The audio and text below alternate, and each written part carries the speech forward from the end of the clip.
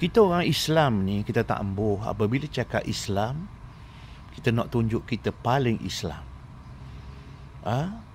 Apabila dasar kita Quran, hadis, ijma' qiyas, kita rasa kitalah terpaling Quran, hadis, ijma' qiyas. Apabila kita cerita tentang perjuangan Islam, maka kitalah paling perjuangan Islam. Apabila cerita Gaza, Palestin, kitalah paling Gaza. Paling Gaza, paling Palestin. Apabila cerita pasal jihad, kitalah paling berjihad. Jadi masalah kita menggambarkan sama ada kita dakwa, kita mengaku, kita berasa dalam hati kita, kita paling Gaza, paling berjihad, paling Islam, paling perjuangan Islam. Ini bahaya. Sepatutnya kita orang berjuang Islam ini, kita mengaji Quran, hadis, kita mengaji fiqh, kita mengaji tasawuf. Tak jadi gitu. Kita belajar sifat-sifat mahmudah dalam tasawuf ataupun dalam tazkiyatun nafs ataupun dalam Quran.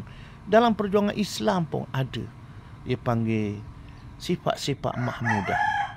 Lawang dia sifat-sifat, dia panggil sifat-sifat mazmumah. Sifat terpuji, lawangnya sifat tercela.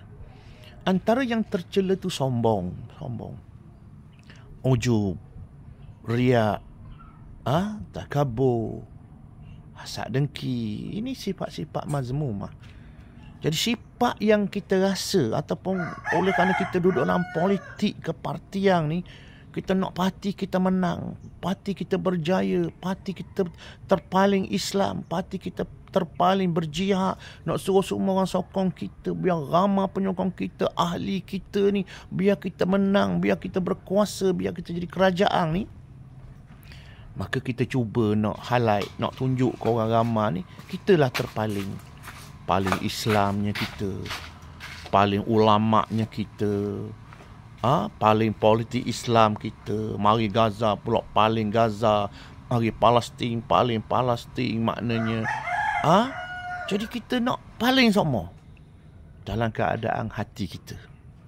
Kita tak jaga kadang-kadang duduk dalam tu paling. Lepas tu kita menggambarkan dalam ceramah, dalam kuliah, dalam program parti, nak gambar ni biar orang nampak ni kitalah terpaling ni. Terpaling jubah, terpaling serban. Barang tu bukan salah. Gaza tak salah, Palestin tak salah, serban tak salah, jubah tak salah, Islam tak salah, Quran, hadis, ijma' qiyas tak salah. Tapi kita menjadikan ia sebagai ujub, sebagai riak, terpaling. Hak ni bahaya. Patutnya orang agama tak begitu. Tapi apabila mabuk dengan politik kepartian, mabuk dengan kuasa, mabuk maknanya kita nak berjaya, kita nak menang ni, nak sokongan, nak orang ramai, nak ahli ramai ni, tak sedar kita.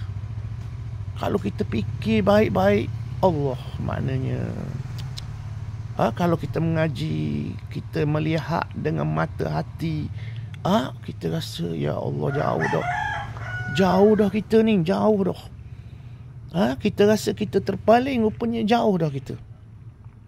Jadi sebab tu maknanya kita kena hati-hati. Nabi dulu dengan para sahabat radhiyallahu anhum, masa berjihad dulu lawang kafir harbi, hak Nabi lawang. Kafir harbi bukan main politik kepartian. Kafir harbi, jihad suci sungguh, maknanya tidak ada khilaf. Allah Ta'ala tegur Nabi, jangan terpaling, jangan berasa lebih mulia pada orang lain. Ajar para sahabat, jangan sombong, jangan riak, jangan hasad dengki, jangan ujub, jangan nak tunjuk-tunjuk ke orang. Maknanya tawaduk, rendah dirilah, bertakwalah, berbuat baiklah, jangan balah, jangan buat pecah belah. Maknanya jangan puji diri.